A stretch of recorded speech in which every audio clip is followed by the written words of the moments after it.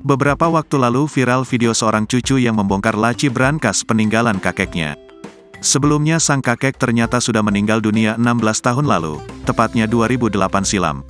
Momen cucu buka brankas kakeknya yang meninggal 16 tahun lalu itu diunggah melalui akun TikToknya @denisraharjo8.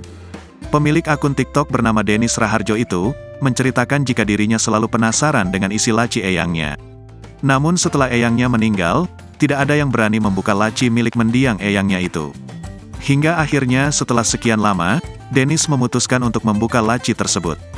Hal itu dilakukan setelah dia menemukan kunci dari brankas tersebut. Isi brankas kakek Denis itu pun tidak mengecewakan. Bahkan isinya bisa membuat Denis kaya mendadak. Pasalnya isi brankas mendiang kakek Denis dipenuhi barang mahal. Bahkan ada bukti pembelian tanah. Siapa sangka, benda peninggalan eyang yang ditemukannya sungguh mengejutkan. Di dalamnya tersimpan beberapa barang antik yang membuatnya terpesona. Di antaranya adalah sebuah kamera merek Ricoh tipe F50 berwarna hitam. Tak hanya itu, Denis juga menemukan sepasang kacamata bening dengan list berwarna gold. Ia memerhatikan kacamata itu mirip dengan yang dipakai mantan Presiden Susilo Bambang Yudhoyono. Tak sampai di situ, barang lain yang ditemukannya juga adalah secari kwitansi pembayaran tanah yang harganya cukup mengejutkan. Eyang membeli tanah hanya seharga 1 jutaan rupiah, nilai yang mungkin sangat mahal di masanya.